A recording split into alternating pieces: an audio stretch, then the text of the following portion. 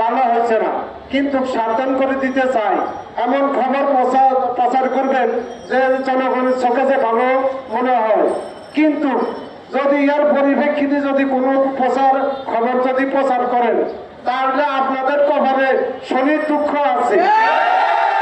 মনে রাখবেন, আমরা মুসলমান রাষ্ট্রে বসবাস করি, এমন কাজ করবেন না যে মানুষের চোখে পড়ে।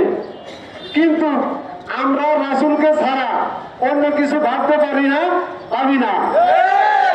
পাশাপাশি সরকারকে সাবধান করে দিতে চাই যে প্রথম আলো আমাদের যে জনগণের ছাত্র জনতার রক্তক্ষয়ী যুদ্ধের উপর দিয়ে যে সরকার দাঁড়িয়েছে, সেই সরকারকে ভালোভাবে কাজ করতে না দেওয়ার চক্রান্ত প্রথম আলো আছে। বাংলাদেশের জনগণ টাকা দিয়ে প্রথম আলো পাঠিয়ে গেলে, বাংলাদেশের জনগণ তাদের পকেটের টাকা দিয়ে তাদেরকে প্রথম আলো পাঠিয়ে কিনতেছে, অথচ তারাই এই বাংলাদেশের সার্বভৌমত্ব নিয়ে ষড়যন্ত্র করতেছে। এই জন্য আমরা একসাথে ষড়যন্ত্র রুখে দিব। সম্মানিত উপস্থিতি, ছাত্র জনতার আন্দোলনে আপনারা দেখেছেন 2 বছরের শিশু বাচ্চাও তাদের হাত থেকে বাঁচতে পারে নাই। আমি নিজেও একজন আহত, আমার অবস্থা খুবই শোচনীয় ছিল। সেনাপ্রধান আমাকে দেখে বলেছেন, এই বুলেট আমাদের দেশে কোনো বাহিনী ইউজ করেন না। ব্রিগেডিয়ার সাকাউত সাহেব তখন স্বরাষ্ট্র উপদেষ্টা ছিলেন, তিনি আমাকে দেখে বলেছেন, এই বুলেট আমাদের দেশে কোনো বাহিনী ইউজ করেন না, এগুলা মাফিয়ারা ইউজ করে, এগুলা নিশ্চয় রয়ের এজেন্ডাগিরি করে ওরা এই কাজ করেছে।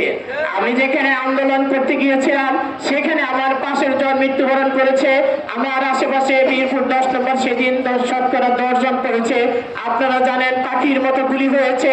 আসলে আপনারা দেখেন, এগুলি কি আমাদের দেশীয় লোক? আসলে আপনারা বলেন, আমাদের কোনো ভাই কি আমাকে মারতে পারে, আপনাকে মারতে পারে? কোন মুসলমান ভাই আরেক মুসলমান ভাইকে এরকম ভাবে মারতে পারে?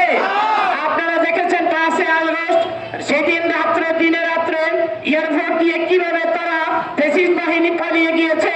আপনারা অনেকে অনলাইনে দেখেছেন কিভাবে কোনো ইমিগ্রেশন ছাড়াই তারা পালিয়ে গিয়েছে। তাদের অবস্থান আমাদের দেশে এখনো আছে। আমি আপনাদেরকে একটা জিনিস বলতে চাই, আপনারা সকলেই যার যার অবস্থান থেকে, আমি পুলিশ বাহিনী ভাইদেরকে বলতে চাই, গোয়েন্দা সংস্থার ভাইদেরকে অনুরোধ করতে চাই, এনএসআই, ডিজিএফআই, এফওআই সকল ভাইদেরকে বলতে চাই, আপনারা আমাদের দেশীয়, আপনারা আমাদের ভাই, আপনারা আমাদের লোক, আমাদের দেশীয়, দেশকে ভালোবাসেন, এই দেশের সঠিক তথ্য তুলে ধরেন। আপনারা একটা জিনিস দেখেন, আমেরিকার নির্বাচনে কমলা হ্যারিস নির্বাচনের আগের দিন পর্যন্ত অনেকটা এগিয়ে, আপনারা কি দেখছেন? তারা মহিলাকে নেতৃত্ব দিবে না, শেষ পর্যন্ত তারা একদম সেই ডোনাল্ড ট্রাম্পকে নির্বাচিত করেছেন। আপনারা কেন নিজেদের দেশকে ভালোবাসেন না? আমি এই জিনিসটা বুঝতে চাই আপনাদের কাছে আজকে এই সাংবাদিক ভাইদের মাধ্যমে। আমরা কেন আমাদের নিজের দেশকে ভালোবাসতে পারি না? বিভিন্ন দেশের দিকে আপনারা তাকিয়ে দেখেন, নিজেদের দেশকে তারা ভালোবাসার জন্য নিজেদের প্রাণকে বিলিয়ে দিচ্ছে। প্রত্যেকটা অপরাধী কে অপরাধী হবে কোন সময়ে, প্রত্যেকটা নির্বাচনের আগে কোন সময়ে ইলেকশনের ফেভারে এই তথাকথিত আমেরিকা, পশ্চিমা ভারতীয় স্বার্থ রক্ষা করার জন্য কোন দিকে ইলেকশন, কোন দিকে সরাবে, সেই অনুযায়ী কি করতে জঙ্গি নাটক ইলেকশনের আগে আপনার রিপোর্টগুলো পর্যবেক্ষণ করবেন। প্রথম আলোর রিপোর্টগুলো প্রত্যেক বছর হইতো না, যখন ওদের প্রয়োজন হইতো, দেখতো যে বাংলাদেশের মানুষ এই সহ্য করতেছে না, মানে বিপ্লব হয়ে উঠতেছে, তখন কি করতেছে ওরা এই জঙ্গি নাটক খেলে মানুষের অ্যাটেনশন মুসলিমদের প্রতি বিদ্বেষ তৈরি করতেছে। আর পশ্চিমা ভারতের স্বার্থ ওরা এই পালন করে যেতেছে। 5 আগস্ট বিপ্লবের দিন যে রিপোর্টটা হয়, পরের দিন প্রত্যেকটা খবরে হেডলাইন ছিল কি, হাসিনা পালিয়েছে। কিন্তু প্রথম আলোর রিপোর্টটা হাসিনার নামে, হাসিনা পলায়ন বা হাসিনার প্রতি নেগেটিভ কোনো রিপোর্ট তারা করে না, তারা লিখেছিল বিজয়ের রিপোর্ট। তাই এরপরে বিপ্লবের পরে আমরা একটা ট্রেন্ড দেখতে পাই কি, যে সংখ্যালঘুরা নাকি নির্যাতিত হচ্ছে বাংলাদেশে। এই একটা রিপোর্ট, বিশেষ করে বিভিন্ন সংগঠন তারা এই দাবি জানিয়ে বিশ্বে উপস্থাপন করতে হচ্ছে যে বাংলাদেশে সংখ্যালঘু নির্যাতন হচ্ছে। কিন্তু 5 বিপ্লবে যারা আওয়ামী লীগের আওয়ামী লীগ সহ ফ্যাসিবাদী যারা ছিল, তাদের যারা অত্যাচারিত হয়েছে, তাদের ভিতরে কি হিন্দু মুসলমান সবাই ছিল না? সবাই ছিল। যে হিন্দুদের উপর আক্রমণ হয়েছে বা সারা দেশে যে একটা বিশৃঙ্খলা হয়েছে, সেটাকে বিভিন্নভাবে রিপোর্ট করে সংখ্যালঘুদের নামে আক্রমণ তারা রিপোর্ট করছে। সংখ্যা হিসেবে প্রত্যেকটা জেলায় জেলায় নাকি রিপোর্ট হয়েছে। সেই আক্রমণকে তারা সংখ্যালঘু আক্রমণ হিসেবে চালাই দিচ্ছে। বিশ্বের দরবারে তারা উপস্থাপন করতেছে বাংলাদেশে সংখ্যালঘু নির্বাচন নির্যাতন হয়। সেই হিসেবে বাংলাদেশের অস্থিতিশীল একটা পরিস্থিতি সবসময় দেখানোর জন্য প্রথম আলো ডেইলি স্টারের একটা কার্যক্রম দেখা যায়, তার চাল দেখা যায়। তো এই ফলাফল হিসেবে আপনারা কি দেখতে পারবেন, ইন্ডিয়ান মিডিয়া থেকে শুরু করে ট্রাম্প বর্তমানে যে ট্রাম্প প্রেসিডেন্ট হয়েছে সেও কি করছে, একটা পোস্ট বা তাদের রিপোর্ট এরকম যাচ্ছে যে বাংলাদেশ সংখ্যালঘু নির্বাচন হয়। তাদের এই রিপোর্টের তাকে ভিত্তি করে তারা সেই রিপোর্টগুলো ওখানে চলে যায়। তাদের এই এজেন্ডা হলো কি বাংলাদেশে অস্থিতিশীলতা তৈরি করা, ফ্যাসিবাদ কায়েম রাখা, যাতে তাদের স্বার্থ, তাদের এলিটিজম, শাহবাগিজম, সেকুলারিজম এবং মুসলিম ইসলাম বিদ্বেষ তারা চালিয়ে যেতে পারে। তাদের এই কার্যক্রম চালানোর জন্যই তারা এই বাংলাদেশের স্বার্থ বিরোধী কাজ এমনভাবে করে আছে যাতে সাধারণ জনগণ বুঝতে না পারে। 5ই বিপ্লব একই হয়ে গেছে, বাংলাদেশের স্বার্থ বিরোধী জনগণের কষ্ট কমে, খাদ্য দাম কমা বা এই সিদ্ধান্তগুলো এখনো কেন আসতেছে না, কেন জনগণকে সংঘর্ষের ভিতরে নিয়ে আছে। আজকে পর্যন্ত অটো রিক্সার মতো একটা বিষয় নিয়ে কেন এখন আমাদের কথা বলতে হবে? আমাদের কথা বলার, আমাদের কাজ করার কি অন্য কোনো বিষয় নাই? খাবার থেকে শুরু করে খাবার দাম, সিন্ডিকেট থেকে শুরু করে আমাদের যে নিরাপত্তা থেকে প্রশাসনে সব জায়গায় ডাকাতি বেড়ে গেছে। কারণ এগুলি নিয়ে কাজ করার মতো লোক নাই। উপদেষ্টা সরকারে যে তার লোকগুলো ঢুকছে, এগুলো কি জনগণের লোক পছন্দ করা লোক ছিল না প্রথম আলোর লোক করা ছিল? প্রথম আলোর লোকরা প্রথমে নিয়োগ করছে কি আসিফ নজরুলকে। আসিফ নজরুল তার মনোনয়নে এখন তাদের আওয়ামী লীগের সফট আওয়ামী লীগ, করা আওয়ামী লীগ, ফ্যাসিস্ট এবং তাদের সমর্থকগুলোকে কি করতেছে, উপদেষ্টা পদে নিয়োগ করতেছে।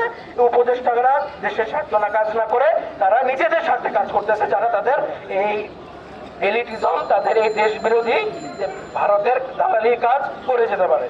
আমাদেরকে ভারত এবং ডেইলি স্টার, প্রথম আলো এদের বিরুদ্ধে সংগ্রাম না করলে দেশের কখনো শান্তি ফিরে আসবে না।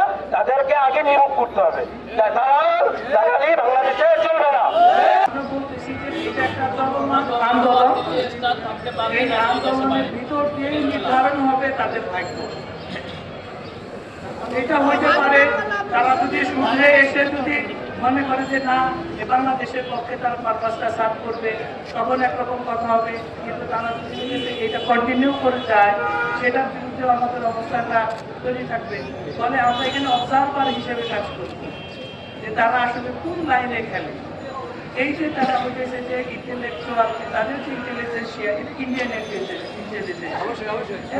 তারা এটা হইতেছে ইন্ডিয়া তো আর এখানে বাংলাদেশের সরাসরি হইতেছে এই শাসন করে না, শোষণটা চালায় না। তারা তাদের হইতেছে এই লোক দিয়ে শাসন শোষণটা চালায় না।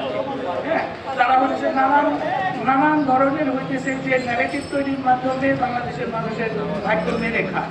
তো এই বিষয়গুলো তো আগে আমরা এভাবে কখনো হইতেছে ধরি নাই, এখন থেকে আমরা ধরবো এবং হইতেছে যে সুতরাং এইটা হইতেছে যে এই বিদ্যুৎকে আমরা হইতেছে যে লড়াই সংগ্রাম চালিয়ে যাবো। আচ্ছা ভাই, মানে এই ভুলগুলো যে আপনারা সবার সামনে তুলে ধরছেন, এটা ভালো, ঠিক আছে, কিন্তু বিষয় হচ্ছে যে আগামীতে যেগুলো তুলে ধরবেন, আপনারা কি ওনাদের সাথে বসবেন নাকি এইভাবে এই জনসম্মুখে তুলে ধরবেন? এটা তো আমাদের বসার না, আমাদের বসার বিষয় না, ওনাদের বসার বিষয়। আমরা তো জানি আমরা কি করতেছি। এখন ওনারা কিভাবে নিজেদেরকে শুধরাবে বা কিভাবে হইতেছে নিজেদেরকে হইতেছে যে এখানে আমাদের সাথে হইতেছে কি করবে, সেটা তাদের আমাদের কাজ। আমরা হইতেছে এখানে প্রতিদিন। আচ্ছা, সোজা কথা, প্রথম আলো ডেইলি স্টারের উদ্দেশ্যে আপনার কোনো মেসেজ আছে? আমাদের মেসেজ তো স্পষ্ট, আমাদের মেসেজ খুবই স্পষ্ট। তারা যদি তাদের এই জায়গাটায় যদি না থাকে, তাহলে তাদের জন্য হইতেছে যে সামনে আমাদের আন্দোলন চলতে যাবে, তাদের ভাগ্য নির্ধারণ হবে। এটা তো ফারুকি একজন আমি বলছি যে এইখানে ইন্ডিয়ান পারপাস সার্ভ করে যে সমস্ত গোষ্ঠী, ব্যক্তি, হ্যাঁ, তাদের বিরুদ্ধে আমাদের অবস্থা। প্রথম আলো ডেইলি স্টার ভাইদেরকে বলতে চাই, আপনারা এখনো সাবধান হয়ে যান, ভালো হয়ে যান, এই দেশকে ভালোবাসেন। ডেইলি স্টারের সামনে আগামীকাল 4টার সময় তারা আপনারা চলে আসবেন। সেম প্রোগ্রাম একইভাবে আমরা